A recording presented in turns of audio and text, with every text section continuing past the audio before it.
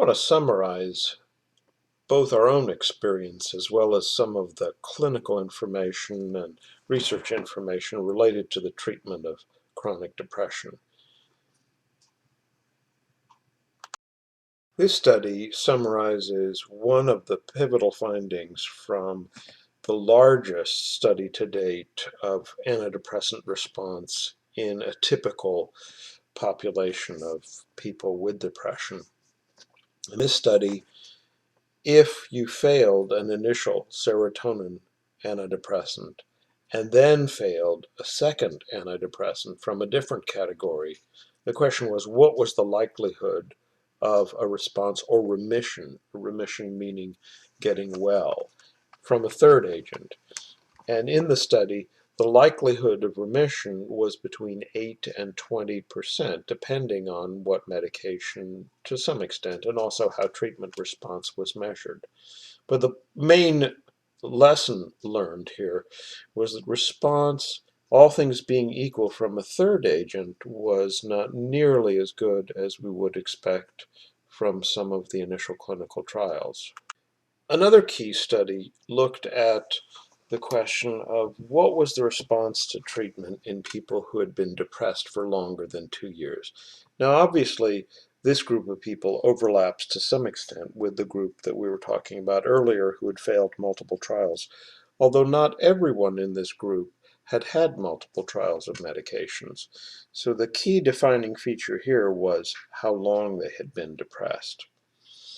And in this study, the finding was that medication and therapy separately had about a 30% response rate, which again is much lower than we would hope for and that we might expect from the clinical trials. But the news here was that the combination of a specific kind of psychotherapy, cognitive behavioral analysis system of psychotherapy, and medications overall had about a 50% remission rate, which was actually quite positive. But in our clinical experience, treatment, whether it's medications or psychotherapy or even a combination of both, is still only part of the answer for folks who've had chronic depression. Other key factors are self-care and social support. So what do we mean by self-care? There are a few specific areas that we focus on. The first one is light exposure. In our experience, getting regular morning light exposure is one of the most important things that people with chronic depression can do. Physical activity is equally important, although, interestingly, a study in England showed that it was the regularity of physical activity, not so much the intensity, that was important. And then mindfulness meditation. We really encourage people to pursue various ways of performing this. And finally, routines. Although it's difficult for folks with chronic depression to maintain routines like taking a shower, making the bed, etc., again, we find it's really important to encourage people to do this. And then what do we mean by social support? There are basically three key factors that we look at. One is just, again, tying into that routine, daily morning contact with somebody. And this doesn't have to be anything significant. We often talk about Starbucks therapy, which is really get out, even if it's just going to a coffee shop, saying hello to a couple of familiar faces. That's what the morning routine is. And the second aspect of social support is having, at least once a week, some meaningful conversation. And by meaningful, what we mean is that this is a conversation in which you can talk about feelings, how you're feeling, really kind of open up with somebody. And then finally, um, an important aspect of social support is, do you have somebody that you can call if you're in a crisis or in a difficult situation? And ideally, that would be more than one person, because otherwise it can be a bit of a burden.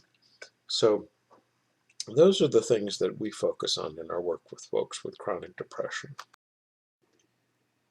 So to summarize what we've been talking about, there are a few things that we can say about chronic depression.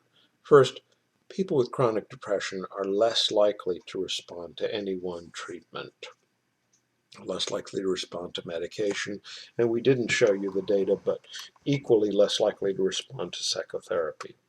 Second is, and fitting in with that, therefore, combinations of treatment are necessary in order to achieve a reasonable level of response. So, combining therapy, medication, and self care is really necessary to get the kind of good results you want. Those results definitely can be achieved.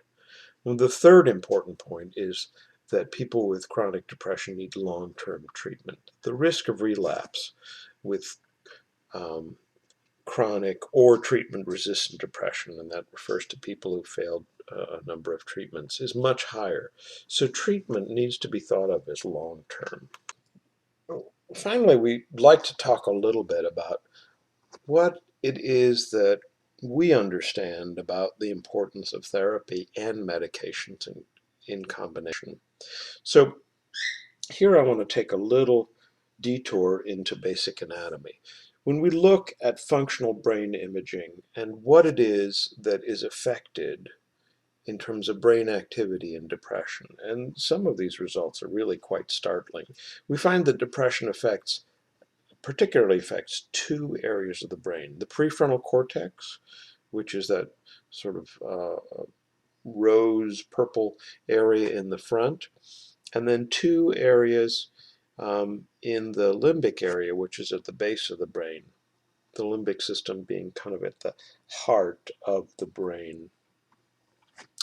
So psychotherapy works primarily on the prefrontal cortex, the prefrontal cortex involved in planning, intention, etc. Medications primarily work on the limbic system, which is involved in emotions, and non-thought based decisions. So, how we understand this is that when you are dealing with a more severe form of depression, like chronic or treatment resistant depression, you really need to target both of these areas if you're going to achieve a good result. And so we've talked a fair amount about some of the literature and research findings. I want to talk about our experience at the end of this brief segment.